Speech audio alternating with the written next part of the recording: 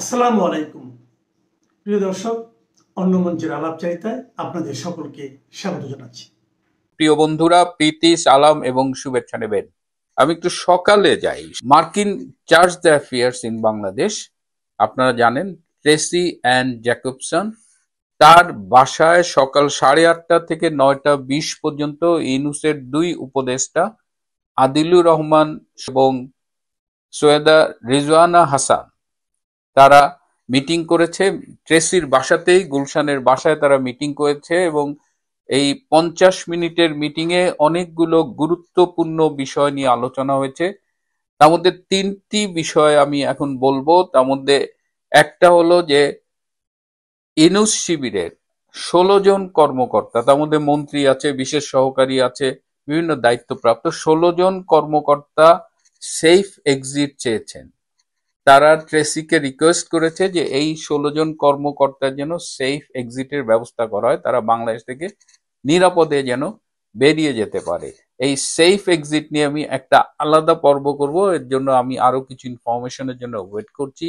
দ্বিতীয় হলো যে তারা ট্রেসিকে বলেছে যে ডক্টর ইউনূস সব পক্ষকে খুশি করতে গিয়ে পরিস্থিতি এমন জটিল করে ফেলেছে যে তিনি কিভাবে এটা হ্যান্ডেল করবেন তারা বুঝতে পারছে না। তাই তারা ট্রেসিকে অনুরোধ করেছে ট্রেসি যেন ডক্টর ইউনূসকে পরামর্শ দেয় যেন সে এই জটিল পরিস্থিতি থেকে উত্তরণ ঘটাতে পারে।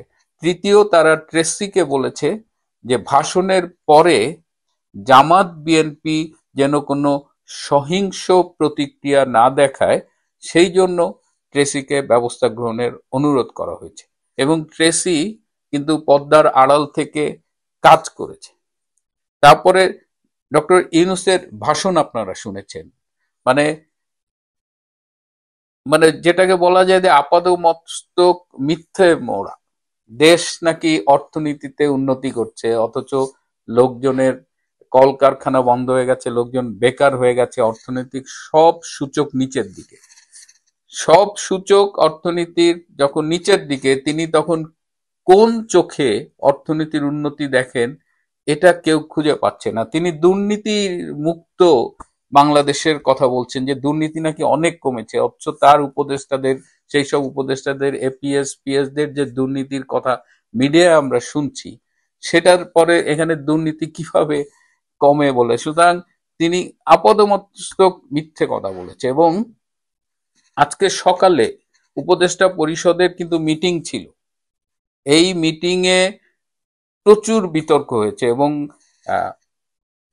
আর্মি লেফটেন্যান্ট জেনারেল কামরুল সকাল থেকে যমুনায় উপস্থিত ছিলেন।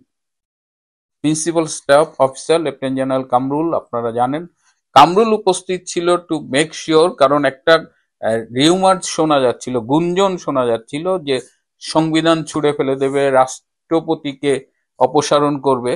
সো কামরুল ওখানে প্রেজেন্ট থেকে এনশিওর করছে যেন এই সংবিধান বিরোধী এই কাজ কিংবা রাষ্ট্রপতিকে অপসারণের কোনো উদ্যোগ না নেওয়া হয়।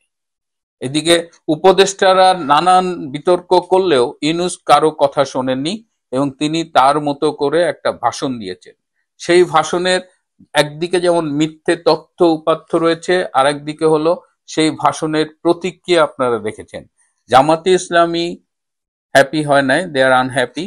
BNP very much unhappy. এবং জামাতে ইসলাম একই দিনে যে গণভোট এবং নির্বাচনের তারিখ ঘোষণা করেছে, এটা জামাত ইসলাম আগেই এটার বিরোধিতা করেছিল, তারা আগে গণভোট চায়। বিএনপি আবার দুটো একসাথে চায়। সব মিলিয়ে একটা তালগোল পাকিয়ে গেছে। জামাতে ইসলামী এখন বলছে যে তারা আন্দোলন চালিয়ে যাবে। আবার বিএনপির সালাউদ্দিন আহমেদ কিন্তু একটা গুরুতর অভিযোগ এনেছে যে সংবিধান সংস্কার পরিষদ নাকি একটা এরকম, যেটা নাকি ঐকমত্য কমিশনের কোনো বৈঠকে আলোচনাই হয়নি, সেটাও আজকে ডক্টর ইউনূস তার ভাষণে বলেছেন। সুতরাং কেবল যে মিথ্যাচার করেছেন অর্থনীতি বা দুর্নীতি নিয়ে না, জুলাই সনদকে নিয়েও তিনি মিথ্যাচার করেছেন। এবং একটা ইন্টারেস্টিং বিষয় হলো যে ডক্টর ইউনূস যখন ইন্টারভিউ দেন, তার বিদেশে, বিশেষ করে বিদেশি মিডিয়ার সাথে তিনি ইন্টারভিউ দিতে পছন্দ করেন। তার পাবলিক রিলেশনস ফার্ম, তার অনেক বাজেট আছে, তিনি যে দেশেই যান একটা না একটা মিডিয়া তিনি ম্যানেজ করেন, এবং সেই সময় তার যে স্বতঃস্ফূর্ততা, তার যে হাসি খুশি মুখ, কিংবা এর আগেও গত বছরেও তিনি যখন জাতির উদ্দেশ্যে ভাষণ দিয়েছেন, তার যে হাসি খুশি মুখ, তার সাথে আজকের ভাষণের আহ, যদি একটু কম্পেয়ার করেন, তার মুখটা দেখলে আপনারা বুঝতে পারবেন যে সে কি রকম মানে খাদের কিনারে দাঁড়িয়ে এই ভাষণটি দিয়েছে। এবং তার উপদেষ্টা পরিষদের অনেকেই ভীষণ ক্ষুব্ধ হয়েছে তার এই একক সিদ্ধান্ত নেয়ার, এবং তিনি অনেকটা জোর করে রাষ্ট্রপতির কাছে পাঠিয়ে এই অধ্যাদেশ সই করিয়েছেন, সেটাও তিনি এককভাবে করেছেন। তো এখন এই ভাষণের মধ্য দিয়ে যে পরিস্থিতির উন্নতি হবে, মানে তার শিবিরে, জামায়াত শিবির বা অন্যান্য তার পক্ষের রাজনৈতিক দল, সেটা তো হয়নি, বরং তারা আরো বিরোধিতার মধ্যে ঢুকে গেছে। সো ইউনূসের খুব ঘনিষ্ঠ একটি সূত্র আমাকে এটা বলেছে, এই যে আজকের এপিসোডের শিরোনাম দিয়েছি, যে বলেছে যে দিনভর যমুনায় নাটক হয়েছে, আজকে বিটিভির ক্যামেরা ক্রু সবাই এসেছিল, কথা ছিল সকাল 9টার দিকে রেকর্ডিং হবে, এবং তারা সময় মতো চলে আসছে, কিন্তু সেই রেকর্ডিং 9টায় তো হয়নি, অনেক পরে হয়েছে। এবং তারা বলেছে যে আজকে ডক্টর ইউনূস যে গুবলেটটা পাকালেন, তাতে তার কফিনের শেষ পেরেকটা তিনি নিজেই মারলেন। এবং উপমহাদেশের রাজনীতিতে যে ঘটনা ঘটছে, বিশেষ করে এই যে দিল্লিতে পরশুদিন যে লাল কেল্লার পাশে গাড়ি বোমা বিস্ফোরণ হলো, এবং ইন্ডিয়া কিন্তু এখনো অফিসিয়ালি তদন্ত রিপোর্ট প্রকাশ করেনি, কিন্তু তারা অনেক তথ্য পেয়েছে, এবং এই তথ্যগুলো তারা বিভিন্ন দেশের সাথে অলরেডি শেয়ার করেছে। এর পাশাপাশি পাকিস্তানে একটা বোমা হামলা হয়েছে, যেখানে বেশ কিছু লোক মারা গেছে। পাকিস্তান প্রথমে বলেছে যে ভারত এই বোমা হামলা করেছে, তারপরে বলেছে যে তালেবানরা এই বোমা হামলা করেছে, তালেবানরা তো অস্বীকার করেছে। এখন পাকিস্তান বলছে যে সিলিন্ডার বিস্ফোরণ হয়ে নাকি এই এত লোক মারা গেছে। অর্থাৎ দেখেন difference between India and Pakistan. Pakistan কিন্তু দায়িত্ব জ্ঞানহীন ভাবে প্রথমে ইন্ডিয়া, পরে তালেবানকে দায়ী মানে দায়ী করে নিজেরাই বলছে যে এটা সিলিন্ডার বিস্ফোরণ। এখন কোনটা will believe Pakistan, but India এখনো কিন্তু তারা যে একটা গণতান্ত্রিক, বৃহত্তম গণতান্ত্রিক দেশ, তারা সেই জায়গাটা বজায় রাখছে। কিন্তু আমাদের উপদেষ্টারা কেন জানি খুব ভয় পাচ্ছে যে ভারতের এই ব্লাস্টের সাথে বাংলাদেশের নাম জড়িয়ে যাবে, যদিও ভারতের পক্ষ থেকে অফিসিয়ালি কিছু বলা হয়নি। আমাদের উপদেষ্টাদের এই ভীতি দেখে মনে হচ্ছে ঠাকুর ঘরে কে, আমি কলা খাইনি। প্রিয় বন্ধুরা, আমি জানি অনেকেই ধৈর্য হারিয়ে ফেলছেন, কবে ইনুস যাবে, কি হবে। ইনুস শিবিরে, ইনুসের ঘরের মধ্যে কিন্তু ভীষণ অশান্তি শুরু হয়েছে, এবং এই যে বললাম কফিনের শেষ পেরেক, এই শব্দটা তাদের কাছ থেকে আমি পেয়েছি। যে আওয়ামী লীগের ডাকা 13 তারিখের লকডাউনকে আপনারা জনসাধারণ, আপামর জনগণ যেভাবে সমর্থন দিয়ে আপনার লকডাউন সফল করেছেন, তার জন্য আপনাদেরকে ধন্যবাদ দিলেও কম হবে। বা আপনাদের এই ঋণ সম্ভবত আওয়ামী পরিবার, আওয়ামী লীগ, শেখ হাসিনা, আমরা কেউই এই ঋণ শোধ করতে পারবো না। কারণ এক নেত্রী শেখ হাসিনার এক ডাকে যেখানে আপনারা সারা বাংলাদেশ লকডাউন করে দিয়েছেন, হয়ারাজ লকডাউনটা ডাকা হয়েছিল শুধুমাত্র ঢাকা শহরে, সেই জায়গায় সারা বাংলাদেশে লকডাউন করে দিয়েছেন। সে জায়গায় সারা বাংলাদেশের আপামর জনতা সাধারণ, একজন রিক্সার শ্রমিক থেকে শুরু করে bus driver, truck driver, tempo driver, garments শ্রমিক, সবাই মিলে রাস্তায় মনে হলো যেন তারা কেউই আর গাড়ি ঘোড়া নামাবে না, দোকানপাট খোলেনি। এভাবে এত সুন্দর কোন মিছিল মিটিং ছাড়া, আওয়ামী লীগের কোন মিছিল মিটিং ছাড়া যেভাবে আপনার লকডাউনটা সফল করে দিয়েছেন, সেটার জন্য আপনাদেরকে আন্তরিকভাবে ধন্যবাদ। আপনারা আমাদের জননেত্রী শেখ হাসিনাকেই যে ভালোবাসেন, তার উন্নয়নকে যে ভালোবাসেন, সেটার প্রমাণ আজ দিয়ে দিয়েছেন। এই লকডাউনের ভয়ে তারা সারা ঢাকা শহরে 8 লক্ষ army, BDR, navy, police, answer বাহিনী দিয়ে একাকার করে ফেলেছিল। মানে তারা ঢাকা শহরটাকে মনে হয়েছিল যেন যুদ্ধাবস্থা। কিন্তু সেই জায়গায় আপনারাই গাড়ি ঘোড়া না নামিয়ে, দোকানপাট না খুলে, ঘরে বসে থেকে পুরা লকডাউন সফল। এবং এটাই হচ্ছে যে আসলে মূলত লকডাউন। যে লকডাউন মানে তো ঘরে বসে থাকবো, আমি বের হবো কেন? এটাই লকডাউন, সুতরাং লকডাউন হয়ে গেছে। এখন অনেকে বলছে রাস্তাঘাটে কাউকে দেখা, আর ভাই রাস্তাঘাটে কাউকে দেখা যাবে কেন? লকডাউন তো লকডাউনই, লকডাউন তো ঘরে থাকবো, লকডাউন কি আছে মিছিল করব? তাহলে তো হইলো না। কোভিড এর লকডাউন মনে হয় ভুলে গেছে জনগণ। তো এতক্ষণ আপনারা হয়তো আবার আমার হেডলাইন দেখেছেন যে 16 তারিখ 17 তারিখ শাটডাউন, টোটাল শাটডাউন, মানে সারা বাংলাদেশ। এটা কিন্তু শুধু ঢাকা না, সারা বাংলাদেশে ডেকেছে।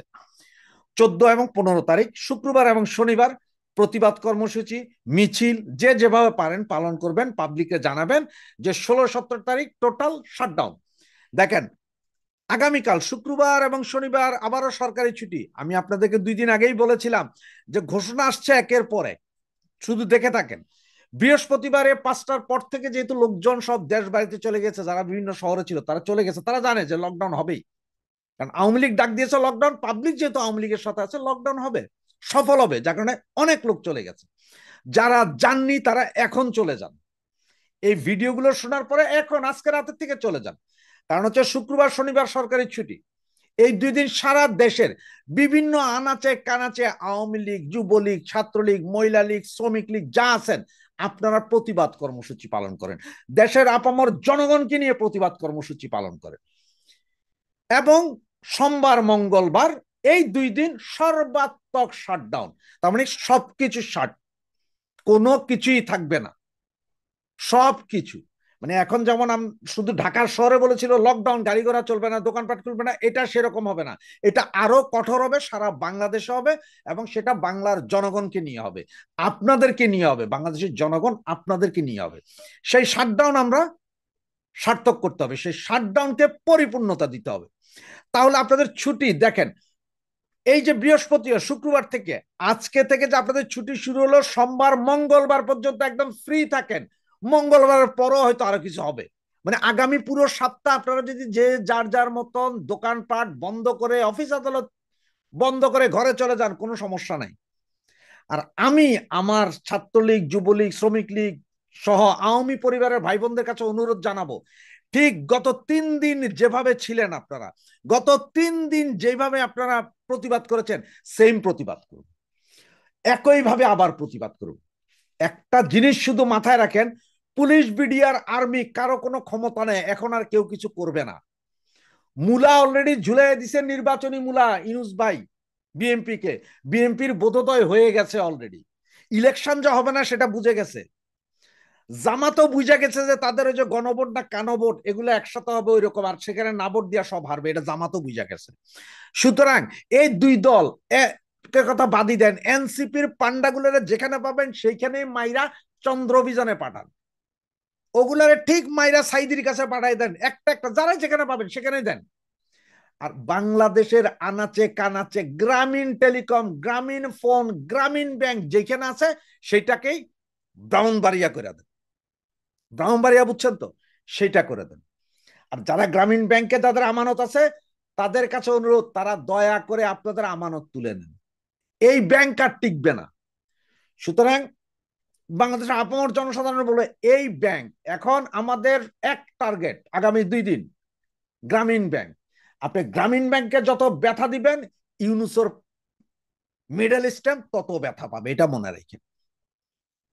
গ্রামীণ স্থাপনাতে যত মাইট দিবেন, ইউনুস তত কাঁদবে। ইউনুসের কান্না শুরু করান, ফরিদার কান্না শুরু করান, কন্ডম আপার কান্না শুরু করান। ওই যে আরেকজন আছে না পরিবেশ উপদেষ্টা, ওনারও এনজিও, এনজিওগ্রাম সরকারের যতগুলো এনজিও আছে সবগুলো শুরু করেন। তাইলে দেখবেন যে আমাদের শাটডাউন সফল। এবং আমাদের আন্দোলন, আমাদের জননেত্রী শেখ হাসিনা যেহেতু আন্দোলনটা ডাক দিয়েছেন, সেই আন্দোলন শেষ আমরাই করব। একটা কথা, আজকে কাল বেলাতে এক ট্যাক্সি ড্রাইভারের একটা শুনেছি, সে বলেছে যে এরা তো সব বিদেশে থেকে একটা পাত মারছে, সেই পাতেই সারা দেশ ব্লক, আর এরা আইসা যদি পাত যদি ঢাকা শহরে মারে তাহলে কি হবে চিন্তা করেন। দ্রব্যমূল্যের ঊর্ধ্বগতি, মানুষের চাকরি নেই, গার্মেন্টস বন্ধ হয়ে গেছে, কারখানা বন্ধ হয়ে যাচ্ছে, মানুষ বেকার, এই লোকগুলোকে এক করেন, এই লোকগুলোকে নিয়ে রাস্তায় নামেন। আমাদের আজকের কর্মসূচি যেমন সফল হয়েছে, 16-17 তারিখের কর্মসূচি সারা বাংলাদেশে সফল হবে। যে যেখানে যে অবস্থায় যেখানে পারেন একই অবস্থা করেন। আপনাদেরকে আগেও বলেছি, বারবার বলছি আমি ভিডিওতে, রাজপথ, রেলপথ, নৌপথ, বিমানপথ সব বন্ধ করতে হবে। রেলপথে আজকে যেমন গাছ ফেলিয়ে আপনি আগুন জ্বালিয়েছেন, পারলে লাইনে উপড়ে ফেলবেন। বাস ড্রাইভারদেরকে বুঝায় বলেন, কোম্পানির মালিকদেরকে বুঝায় বলেন যে ভাই গাড়ি নামায়েন না, যদি কোনো ক্ষয়ক্ষতি হয় সেটার দায় দায়িত্ব আওয়ামী লীগের না। কারণ এই bus driver, train driver, truck driver, আপনার গাড়ি রাস্তায় নামাবেন, জামাত বিএনপি হামলা করে ভাঙবে, জ্বালায় দিবে, তখন আওয়ামী লীগের দোষ দিয়েন না। সুতরাং আপনারা আপনাদের গাড়ি ঘোড়া নিজের ঘরে রাখেন। 16-17 তারিখ টোটাল শাটডাউন করে দেন, কিচ্ছু থাকবে না। শনিবার রাত 12টার পর থেকে টোটাল শাটডাউন হয়ে যাবে। সারা বাংলাদেশের রাজপথ, রেলপথ, নৌপথ সব অবরুদ্ধ হয়ে যাবে, কোথাও কিছু থাকবে না। আর কেউ যদি নিজ দায়িত্বে গাড়ি বের করেন, ওটা ভাঙচুর হয়, আগুন জ্বলে, সেটার দায়ী দায়িত্ব আওয়ামী লীগের না, সেটার দায়ী দায়িত্ব জামাত বিএনপি।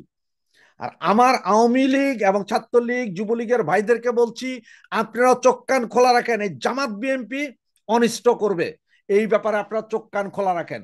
আমার ভাইরা, আপনারা শুধু খেয়াল রাখেন, গ্রামীণ কোনো গ্রামীণ থাকবে না, একটা ইটও থাকবে না, কোনো গ্রামীণ থাকবে না, একটা ইটও থাকবে না। গ্রামীণ ধরে মারো টান, ইউনুস হবে খান খান, এই কথাটা মনে রাখবেন। জয় বাংলা, জয় বঙ্গবন্ধু। নাটকের সবশেষ দৃশ্যে অধ্যাপক ইউনূস হাজির করেছেন নয়া সমাধান সূত্র। বলছে জুলাই সনদ বাস্তবায়নের আদেশ নিয়ে অধ্যাপক ইউনূস নতুন বোতলে ঢেলে দিয়েছেন সেই পুরনো ওষুধ। বাস্তবায়নের পদ্ধতিতে এসেছে কিছু পরিবর্তন। বিএনপির দাবি থেকে 1 চিমটি লবণ আর জামাতের কাছ থেকে 1 মুঠ গুড় নিয়ে দেয়া হয়েছে মেটিকুলাস ঘুটা। এরপর যা পাওয়া যাচ্ছে তা সেই আলী রিয়াজেরই হাসচারু সংবিধান। একটু ভিন্ন লেবেল আর ব্র্যান্ডিং এ গুছিয়ে দেওয়া হচ্ছে দলগুলোর কাছে। তাল গাছটি নিজেদের কোর্টে রেখেই বল আবার ঠেলে দেওয়া হয়েছে মিত্র হিসেবে পরিচিত দলগুলোর কোর্টে।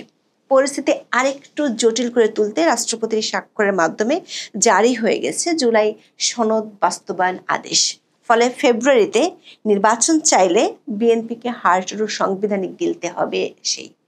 আবার সংসদ নির্বাচনের দিনে গণভোটের সিদ্ধান্ত মেনে নিলে বড় ধরনের রাজনৈতিক পরাজয়ের মুখে পড়তে হবে জামাতকে। কিংস পার্টি এনসিপির সামনেও থাকছে সংশয়ের দোলাচল। প্রাথমিক প্রতিক্রিয়ায় বিএনপি, জামাত দুই দলের পক্ষ থেকে এসেছে উষ্মা। অধ্যাপক ইউনূস কি তবে নিজের মতো করে খেলার মাঠে গোলপোস্ট সেট করলেন? সেই গোলপোস্ট সেট করতে যিনি ছিলেন আসল সৈনিক, সেই আলী রিয়াজকে পুরস্কার স্বরূপ উপদেষ্টার মর্যাদা দিয়ে নিজের কাছেই রাখছেন অধ্যাপক ইউনূস। দর্শক, নির্বাচনের মাত্র 3 মাস বাকি। নির্বাচনের 3 মাসেরও কম সময় আলী রিয়াজকে কেন উপদেষ্টা পদমর্যাদায় নিয়োগ দেওয়া হলো, সেই প্রশ্ন তুলেছেন অনেকেই। আইন বিশেষজ্ঞদের কাছে প্রশ্ন হলো, অধ্যাপক ইউনূসের সরকার সংবিধানের কোন ধারা বলে রাষ্ট্রপতির মাধ্যমে আদেশ জারি করেছেন? আবার অধ্যাপক ইউনূসের গণভোটের জন্য প্রস্তাবিত ব্যালটের কন্টেন্ট নিয়ে এরই মধ্যে হাস্যরসের সৃষ্টি হয়েছে। এই গণভোটের ব্যালটে আপনার জন্য অপেক্ষা করছে 4টি প্রস্তাবের একটি বান্ডেল প্যাকেজ।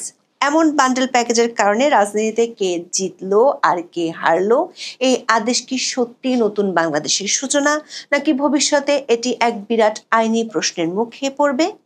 দর্শক, দেশে নিবন্ধিত রাজনৈতিক দলের মধ্যে মাত্র 18টি দল অধ্যাপক ইউনূসের ঐকমত্য কমিশনের খেলায় জায়গা পেয়েছিল। মোট 32টি দল ও জোটের সাথে 9 মাস ধরে কয়েক দফায় বৈঠক করে। অনেক নাটকের পর জুলাই সনদ স্বাক্ষরও হয়। তবে সেটি যে একটি ফাঁদ বা প্রতারণা ছিল তা এরই মধ্যে পরিষ্কার করে বলেছে বিএনপি। ফাঁদে ফেলে বিএনপিকে দিয়ে স্বাক্ষর করিয়ে উল্টে দেয় খসড়া প্রস্তাব। আলী রিয়াজ নিজের মতো করে সুপারিশ প্রস্তাব জমা দেন। বিএনপি সহ বেশিরভাগ রাজনৈতিক দলের নোট অফ ডিসেন্টকে ডাস্টবিনে ছুঁড়ে ফেলেন আলী রিয়াজ। নিজেই সেই হাড়জোড়ো সংবিধান সংস্কার প্রস্তাবকে মানতে বাধ্য করাতে চান রাজনৈতিক দলগুলোকে। তাতে অধ্যাপক ইউনূসের মিত্রদের মধ্যে বাদে বিরোধ। বিএনপি বিবৃতির মধ্যে সীমাবদ্ধ থাকলেও জামাত ইসলামী সহ 8টি দল কর্মসূচি দেয়। সরকারের বেঁধে দেয়া 1 সপ্তাহের মধ্যে বিএনপি জামাত ইসলামীর ডাকে সাড়া দেয়নি। এর মধ্যে আওয়ামী লীগের লকডাউন কর্মসূচিতে নাবিশ্বাস ওঠে সরকারের। শেষমেশ অধ্যাপক ইউনূস ঘোষণা দেন সমাধান নিয়ে তিনি আসছেন জাতির সামনে। তার আগে উপদেষ্টা পরিষদে অনুমোদন হয় জুলাই জাতীয় সনদ সংবিধান সংস্কার বাস্তবায়ন আদেশ। দর্শক, আলী রিয়াজের হাড়জোড়ো সুপারিশ প্রস্তাবে 84টি প্রস্তাব ছিল।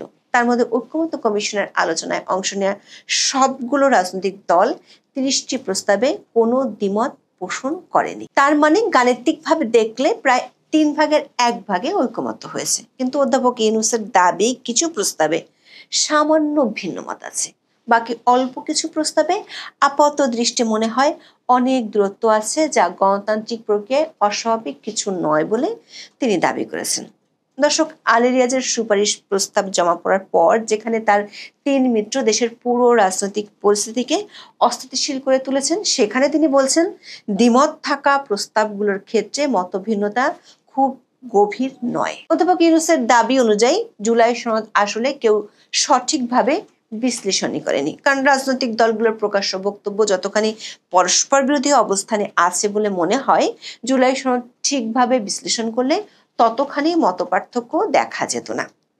অধ্যাপক ইউনূস এটাকে তার সরকারের অনন্য অর্জন হিসেবে দাবি করেছেন। দর্শক, অধ্যাপক ইউনূস তার ভাষণে বলেছেন, এসব বিবেচনায় রেখে এবং রাজনৈতিক দলগুলো কর্তৃক স্বাক্ষরিত জুলাই সনদকে মূল দলিল হিসেবে ধরে নিয়ে অন্তর্বর্তী সরকার 13 নভেম্বর উপদেষ্টা পরিষদের বৈঠকে জুলাই জাতীয় সনদ সংবিধান সংস্কার বাস্তবায়ন আদেশ অনুমোদন করেছে। দর্শক, একটু খেয়াল করে দেখুন, অধ্যাপক ইউনূস বলেছেন রাজনৈতিক দলগুলোর স্বাক্ষরিত জুলাই সনদকে মূল দলিল হিসেবে ধরেছে উপদেষ্টা পরিষদ, অথচ বিএনপি বরাবরই বলেছে তারা যে সনদে স্বাক্ষর করেছেন আলী রিয়াজ জমা দেওয়ার সময় সেটির কন্টেন্ট পাল্টে ফেলেছেন। দর্শক, প্রধান উপদেষ্টা তার ভাষণে এমন পথরেখা দিয়েছেন তার সত্যি বিশ্বে বিরল। উপদেষ্টা পরিষদে জুলাই সনদ বাস্তবায়ন আদেশ অনুমোদনের বিরাট খবর জানিয়ে তিনি বলেন, প্রয়োজনীয় স্বাক্ষর শেষে এটি গেজেট নোটিফিকেশনের পর্যায়ে পৌঁছে গেছে। এরপরই আসে হাড়জোড়ো সংবিধান বাস্তবায়নের ওর্সলাইন পথরেখার থিওরি। এটি অনুযায়ী সংসদ নির্বাচনের দিনই হবে সনদ প্রশ্ন গণভোট। আলী রিয়াজের এক কথার প্রশ্নকে 4টি প্যাকেজে ভাগ করা হয়েছে, তবে সে 4টি প্যাকেজ কি এক কথায় হ্যাঁ বা না বলে একসঙ্গে অনুমোদন অথবা প্রত্যাখ্যান করতে হবে ভোটারদেরকে। দর্শক, গণভোটের ব্যালটটি আপনার জন্য হতে পারে একটি ধাঁধার মতো। আপনি যদি পড়তে না পারেন তাহলে আপনি গণভোটে অংশ নিতে পারলেও যৌক্তিক সিদ্ধান্ত নিতে পারবেন কিনা সে প্রশ্ন রয়ে গেছে, কারণ গণভোটের ব্যালটে আপনার জন্য প্রশ্ন থাকবে 4টি।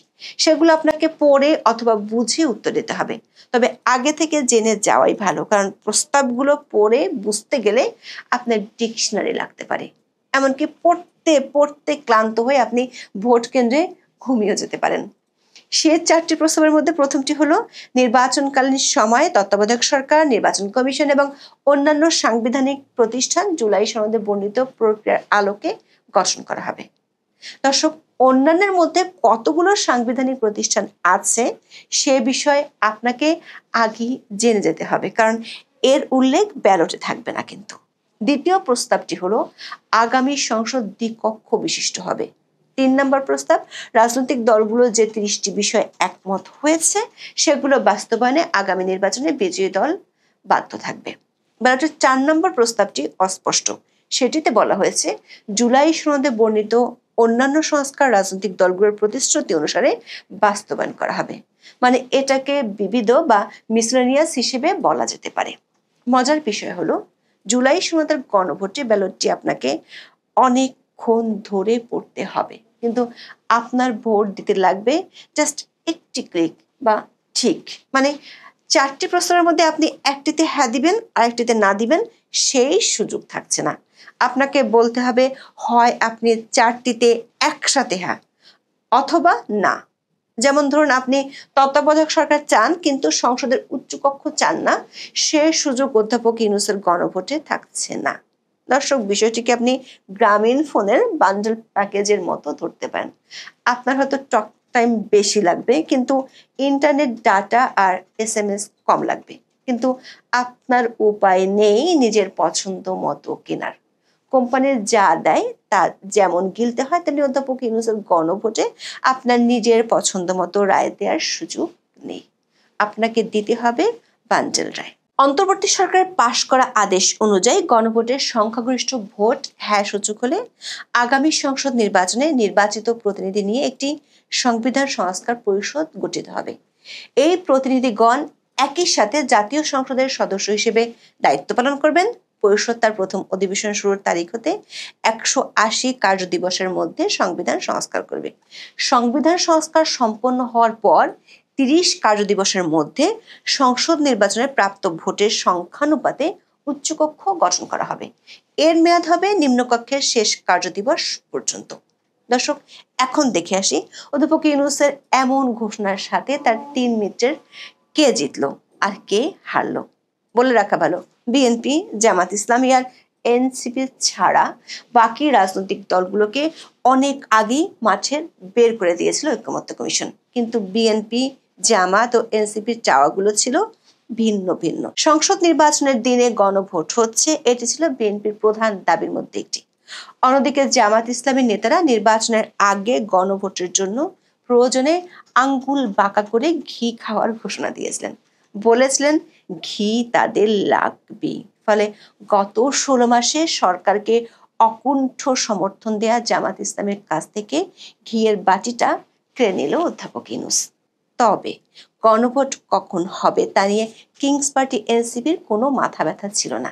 জামাত ইসলামী উচ্চকক্ষ ও নিম্নকক্ষের পিআর চেয়েছিল, বিএনপির দুটোতেই আপত্তি আছে, আর এনসিপি শুধু উচ্চকক্ষে পিআর পদ্ধতিতে নির্বাচন চায়।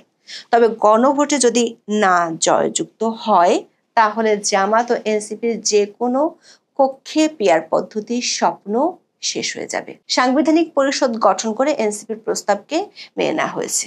বিএনপি চেয়েছিল নির্বাচিত সংসদের হাতেই সংবিধান সংস্কারের ক্ষমতা থাকবে। এনসিপি চেয়েছিল অধ্যাপক ইউনূসের স্বাক্ষরে জুলাই সনদ আদেশ জারি হবে, আর বিএনপি চেয়েছিল রাষ্ট্রপতির অধ্যাদেশের মাধ্যমে জারি হবে। কিন্তু অধ্যাপক ইউনূস হাঁটলেন তার নিজের রাস্তায়, যেখানে রাষ্ট্রপতির স্বাক্ষরের মাধ্যমে আদেশ জারি করা হয়েছে। এখানে দুটি প্রশ্ন। রাষ্ট্রপতির স্বাক্ষর করা এই জুলাই সনদ বাস্তবায়ন আদেশ এনসিপি কি মেনে নেবে? দ্বিতীয় প্রশ্ন, সংসদ থাকুক বা না থাকুক, মানে যে ধরনের সরকার থাকুক না কেন, রাষ্ট্রপতির আদেশ জারির ক্ষমতা আছে কি না। সংবিধানের 93 অনুচ্ছেদে সংসদ না থাকলে রাষ্ট্রপতিকে অধ্যাদেশ প্রণয়নের ক্ষমতা দেওয়া হয়েছে, কিন্তু আদেশ জারির ক্ষমতা কোথাও দেওয়া হয়নি। এ কারণে আইনবিদরা মনে করছেন ভবিষ্যতে এই সনদ, আদেশ, এমনকি গণভোটও বিরাট আইনি প্রশ্নের মুখে পড়বে। তবে অধ্যাপক ইউনূস শেষ সময় এসে আলী রিয়াজের 270 দিনের পর অটো বাস্তবায়ন পদ্ধতি নিয়ে কিছু বলেননি। তবে নতুন আদেশে বলা হয়েছে সংবিধান সংস্কার পরিষদ কর্তৃক গৃহীত সংবিধানই চূড়ান্ত হবে, মানে এখানেও নির্বাচিত সংসদকে খাটো করা হয়েছে। দর্শক, স্পষ্টতই বোঝা যাচ্ছে অধ্যাপক ইউনূস খেলার মাঠে নিজের মতো করে গোলপোস্ট সেট করেছেন, আর তাতে তাৎক্ষণিক প্রতিক্রিয়ায় অখুশি বলে জানিয়েছে বিএনপি ও জামাত নেতারা। বিএনপির স্থায়ী কমিটির সদস্য সালাউদ্দিন আহমেদ অভিযোগ করেছেন অধ্যাপক ইউনূস নিজেই জুলাই সনদ লঙ্ঘন করেছেন। অন্যদিকে জামাত ইসলামের সেক্রেটারি জেনারেল গোলাম পরোয়ার বলেছেন অধ্যাপক ইউনূসের ভাষণে জনগণের মত প্রতিফলিত হয়নি। দর্শক, অধ্যাপক ইউনূস তার ভাষণে দাবি করেছেন ঐকমত্য কমিশন যারা করেছে সেটি বাংলাদেশের রাজনীতির ক্ষেত্রে তো বটেই, পৃথিবীর অনেক দেশের জন্য এক অভূতপূর্ব ঘটনা। তার পুরস্কার হিসেবে তিনি আলী রিয়াজকে দিয়েছেন পুরস্কার। উপদেষ্টা পদমর্যাদায় তাকে নিজের বিশেষ সহকারী করেছেন। তবে বিস্ময়কর হলেও সত্যি আমরা দেখতে পাচ্ছি অভূতপূর্ব ঘটনা হলো নিজের 3 মিত্র নিয়ে বৈঠক করেছেন, দাবি করেছেন বিশ্বের জন্য উদাহরণ সৃষ্টিকারী ঐক্য হয়ে গেছে, কিন্তু বাস্তবতা হলো সেই 3 মিত্র দড়ি টানার খেলায় 3 জন 3 দিকে টেনে যাচ্ছেন। আর 3 মিত্র যখন কাদা পানিতে গড়াগড়ি খাচ্ছে, আসলে পুরো বাংলাদেশ যখন হোঁচট খাচ্ছে, তখন অধ্যাপক ইউনূস ও তার ঘনিষ্ঠজনরা প্যাভিলিয়নে বসে হেসে গড়াগড়ি খাচ্ছেন। নিজে মোড়ল সেজে মিত্রদের মধ্যে এমন ফ্যাসাদ বাঁধিয়ে দেওয়াটাকে অধ্যাপক ইউনূস দেখছেন ভবিষ্যৎ রাজনীতির জন্য আশাব্যঞ্জক। মিত্ররা যে অধ্যাপক ইউনূসের কথায় খুশি হবেন না, সেটি হয়তো তিনি আগে থেকেই বুঝতে পেরেছিলেন। সেজন্য আগামী ফেব্রুয়ারিতে সুষ্ঠু নির্বাচন অনুষ্ঠানের বিষয়ে অভ্যুত্থানের সপক্ষের রাজনৈতিক দলগুলোকে অবশ্যই ঐক্যবদ্ধ থাকার কথা বলেছেন, না হলে জাতি এক মহা বিপদের সম্মুখীন হবে বলেও আশঙ্কার কথা জানিয়েছেন। মিত্রদের কাছে ভিন্ন মতের প্রতি সহিষ্ণুতা চেয়েছেন। আশা করেছেন সরকারের চাপিয়ে দেয়া এই সিদ্ধান্ত জাতির বৃহত্তর স্বার্থে রাজনৈতিক দলগুলো মেনে নেবে। তার দাবি একটি উৎসব মুখর জাতীয় নির্বাচনের দিকে জাতি এগিয়ে যাবে। বলেছেন, এর মাধ্যমে আমরা নতুন বাংলাদেশে প্রবেশ করব। দর্শক, আপনাদের হয়তো মনে আছে, সরকারপন্থী রাজনৈতিক দলগুলোকে নিয়ে 17 অক্টোবর বৃষ্টি ভেজা বিকেলে জাতীয় সংসদ ভবনের দক্ষিণ প্লাজায় ঘটা করে আয়োজন করা হয় জুলাই সনদে স্বাক্ষর অনুষ্ঠান। সেদিন মোট 24টি রাজনৈতিক দল ও জোটের নেতারা সনদে সই করেন। উচ্ছ্বাস ভরা কণ্ঠে অধ্যাপক ইউনূস সেদিন নতুন বাংলাদেশের সূচনার ঘোষণা দেন। বলেছিলেন, জুলাই জাতীয় সনদ স্বাক্ষরের মাধ্যমে জাতি নৃশংসতা থেকে সভ্যতায় ফিরে এসেছে, যেখানে আগে আইনের শাসন ছিল না, মানুষ যা ইচ্ছা তাই করতে পারত। তবে এর প্রায় 1 মাস পরে এসে জানা গেল, নতুন বাংলাদেশের সূচনা এখনো হয়নি। এর দোরগোড়ায় এখনো অপেক্ষা করছে। দেখা যাচ্ছে 1 মাস আগে নতুন বাংলাদেশের সূচনার দাবির 16 আনায় ছিল মিছে। প্রশ্ন হলো, কয়েকদিন পর পর অধ্যাপক ইউনূস নতুন করে নতুন বাংলাদেশে নিয়ে যাচ্ছেন বাংলাদেশের মানুষকে। এমন নতুন বাংলাদেশ বলে তিনি আর কত ঘোল খাওয়াবেন? নির্বাচনের আগে হয়তো সে ঘোল আরো অনেকবার খাওয়া বাকি আছে আপনাদের। প্রশ্ন হলো, প্রায় 9 মাসের নাটকের দেশ কি পেল? গভীর থেকে গভীরতর হওয়া সংকটের কি শুরু হলো? ঘোটা স্যালাইনের মাধ্যমে একটি বিতর্কিত রচনা মিত্র দলগুলোর কাঁধে চাপিয়ে দিয়ে কি বিরাট অর্জনের স্বপ্ন দেখছেন অধ্যাপক ইউনূস?